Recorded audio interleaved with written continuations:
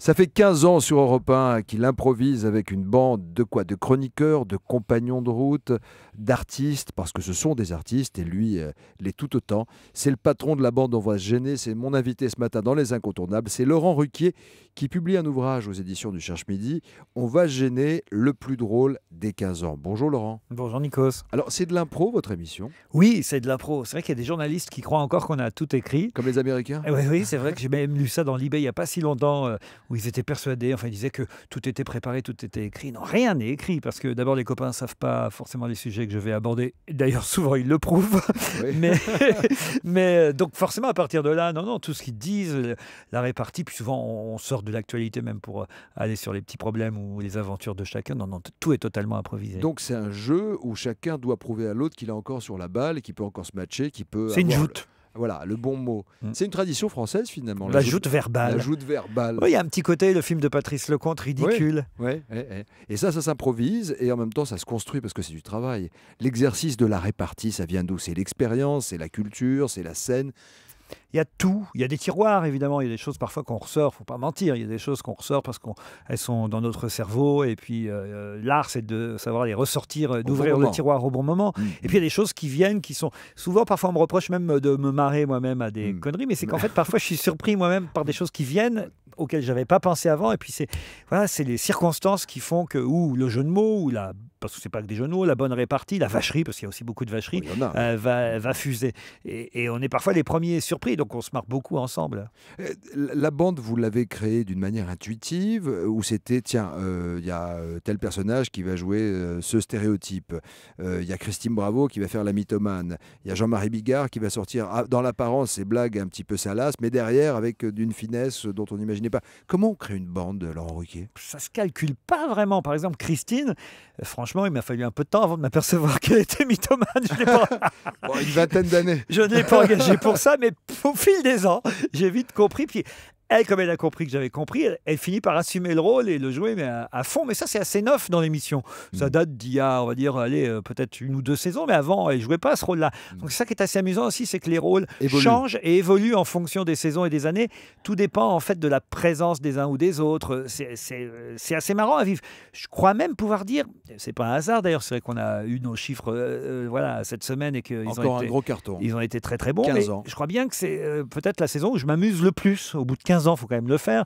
Et c'est sûrement parce qu'on se redécouvre encore, ou alors peut-être qu'on se connaît tellement bien qu'on essaie encore de se surprendre plus que d'habitude. Donc le renouvellement, c'est aussi un lâcher-prise. Vous dites dans cet ouvrage que vous publiez, On va gêner, le plus drôle des 15 ans, page 67 à propos de Christine Bravo, elle est bien obligée de mentir, sinon la vérité sort toujours de la bouche de Christine Bravo, et quand elle sort, ça fait mal. Ah oui, vous savez bien, puisque vous la connaissez aussi, que parfois, pas forcément sur nous, sur vous, sur moi si on est avec elle, mais elle n'a pas de filtre. Comme disent les jeunes, on a la teon.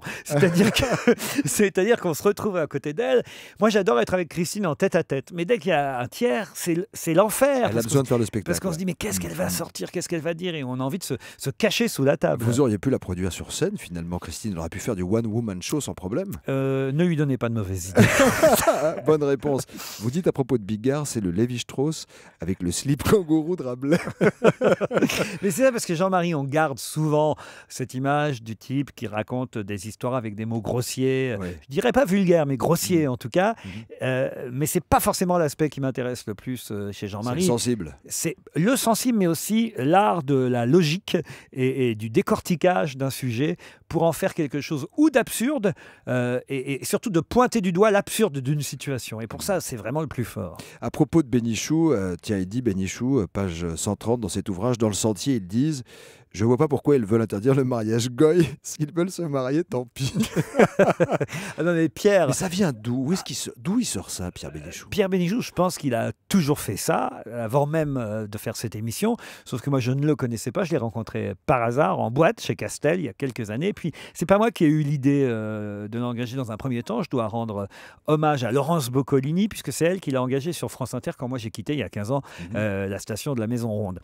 J'avais croisé Pierre Bénichou, je l'avais trouvé trouvé drôle, mais on m'avait dit, c'est le directeur, je ne savais pas qui c'était, je n'avais jamais entendu ce nom-là, moi, Pierre Bénichou, je ne connaissais pas. Et on m'a dit, c'est le directeur du Nouvel Observateur. Je me suis dit, je ne vais pas lui proposer de venir faire l'émission, qu'est-ce qu'il viendrait foutre, directeur du Nouvel Obs, voilà, il va m'envoyer balader. Et puis, 6 mois plus tard, je l'entends sur Inter, dans l'émission de Boccolini, et je l'ai récupéré assez vite après. Et c'est quoi le critère pour entrer dans la bande, Laurent Ruquier?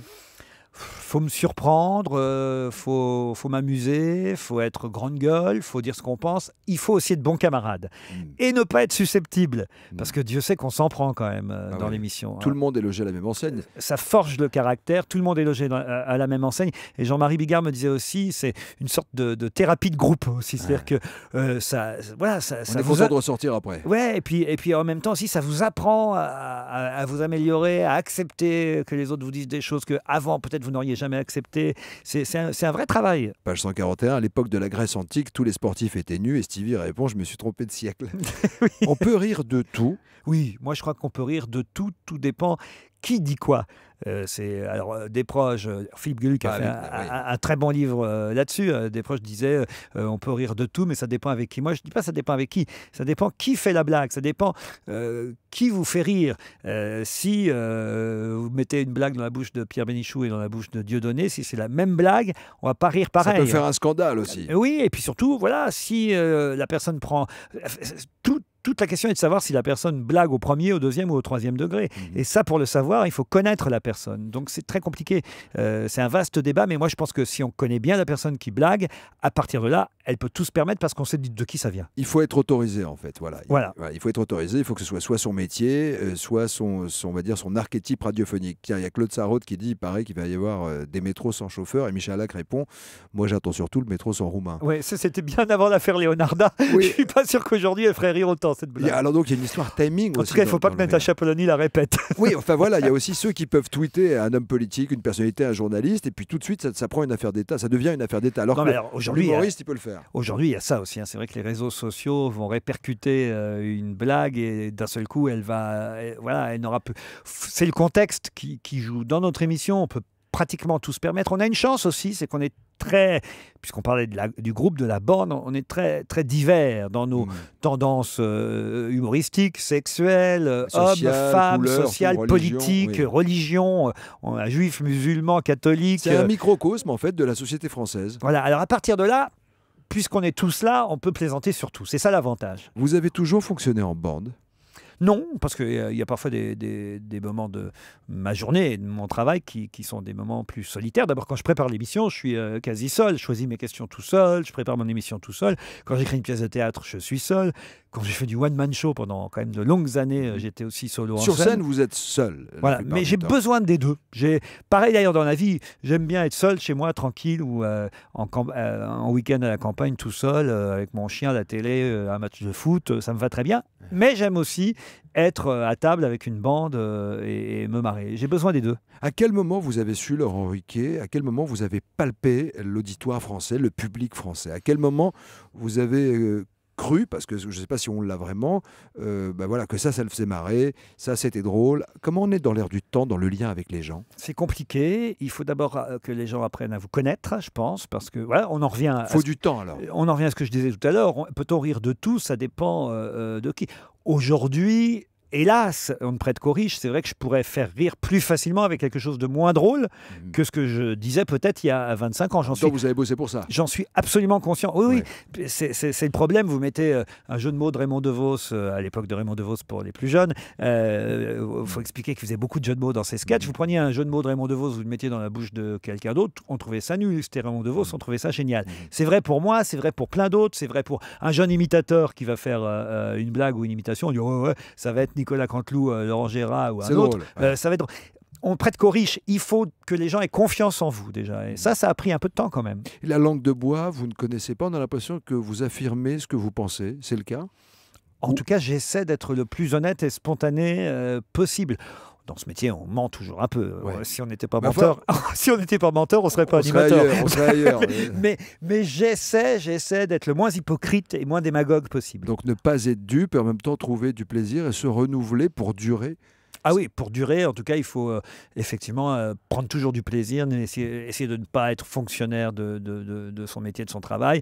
C'est aussi pour ça d'ailleurs que même la bande, j'essaie toujours voilà, de temps en temps d'y intégrer des nouveaux ingrédients, des nouveaux éléments, comme Christophe cette année. C'est vrai que Christophe de Chavannes, on ne pouvait pas penser que ça allait à ce point aussi vite marcher avec les autres copains de la bande, ou même Kersozon quand il a fait le transfert de la rue Bayard à la rue François 1er.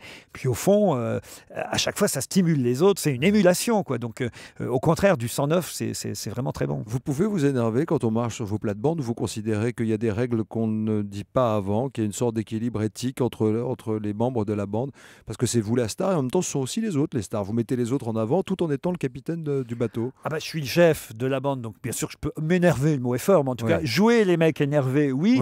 Parce que il faut quand même dire, ce sont des monstres tous autour de la table. Non mais c'est vrai, c'est freak show. C'est des monstres.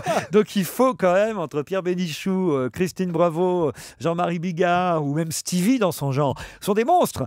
Il faut vraiment savoir les gérer. Et donc de temps en temps, oui, je suis quand même obligé d'imposer ma loi. Enfin, j'essaie de le faire de la façon la plus sympathique qui soit. À la télévision aussi, c'est vous le patron, mais vous laissez les autres décortiquer un invité et faire le métier. C'est-à-dire comment on sait qu'on est à sa place ? Oh là là, moi je crois qu'on trouve sa place petit à petit. Il faut du temps en fait, je reviens toujours à ça, il faut du temps. Ça fait des années. Il faut du temps, et il faut... Moi je crois que, alors pour le coup, toutes les années où j'ai fait du one man et où je suis allé au contact du public dans les régions, comme on dit aujourd'hui, pour ne pas dire en province, j'ai quand même fait pendant des années des tournées avec mon one man, en même temps que je faisais de la radio. Vous avez commencé par la base. Je suis vraiment allé au contact du public. Et puis, c'est aussi que le public, le peuple, comme on dit, je le connais, j'en viens. Je ne suis pas né dans les beaux quartiers, je ne suis pas né dans une famille chic ou bon genre.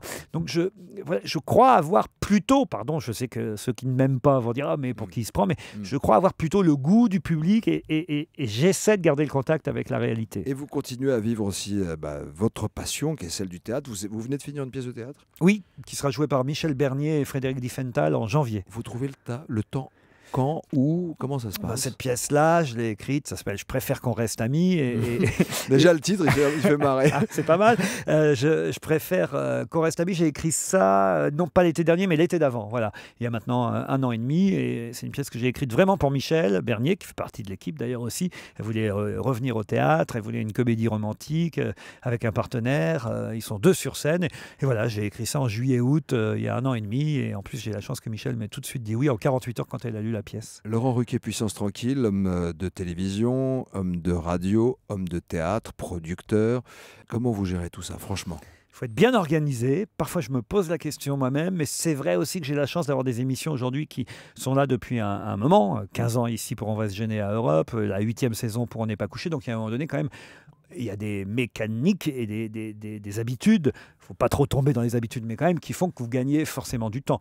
Et puis, c'est bête à dire, mais on ne le dit peut-être pas assez souvent, les moyens aujourd'hui techniques, ne serait-ce que votre smartphone, interphone, mais le temps que ça nous a fait gagner dans ce métier. Avant, par exemple, pour les auditeurs d'Europe 1 qui entendent la petite minute qui passe le matin dans la tranche matinale de Thomas Soto, avant, il fallait revenir à la station pour écouter cette minute et savoir si c'était la bonne. Aujourd'hui, paf, il y a mon réalisateur qui m'envoie ça sur mon iPhone, je l'écoute. Ouais, le temps qu'on gagne par rapport à, ne serait-ce même qu'il y a 10 ou 15 ans, c'est hallucinant. Si un Martien arrive et il vous demande qui êtes-vous, vous lui répondez quoi aujourd'hui ? Alors, je lui dirais un terrien, mais curieux de venir peut-être voir sur sa planète. Mais je veux dire, vous dites, je suis comédien, je suis une persona. Qu'est-ce que vous vous sentez facile. Comment ? J'essaie de me demander parfois, vous vous sentez comment ? Alors, ça va être prétentieux, mais c'est vrai qu'à un moment donné, on m'a posé la question, même sur le passeport, qu'est-ce qu'il faut mettre ? Alors moi, je dis artiste, parce qu'au fond, je crois qu'au fond de moi, je reste un artiste, même si souvent les animateurs ne sont pas des artistes. Pardon. Pas seulement un animateur. Pardon, Nikos, mais vous êtes un artiste. Mais c'est vrai que je me considère de la famille des Jacques Martin, Patrick Sébastien, c'est-à-dire des gens qui ont fait de la scène et du cabaret et qui sont allés au contact du public avant de passer dans la petite lucarne. Un amuseur fou d'actualité. Merci infiniment d'avoir été C'est moi, Nikos. Mon invité ce matin dans Les Incontournables. On va se gêner, le plus drôle des 15 ans. Franchement, c'est désopilant, même sur le papier. Allez, on va terminer avec une. Stevie qui dit à Derek, j'y crois pas, t'as piqué un stylo de l'hôtel Mercure pendant la tournée. Et Laurent Ruquier répond, il prend un stylo Mercure parce qu'il prend sa température avec. Voilà. Vous avez l'image? Moi, je l'ai bien. C'est pas à peine d'en rajouter. Voilà. J'en ai un peu plus, je vous le mets quand même.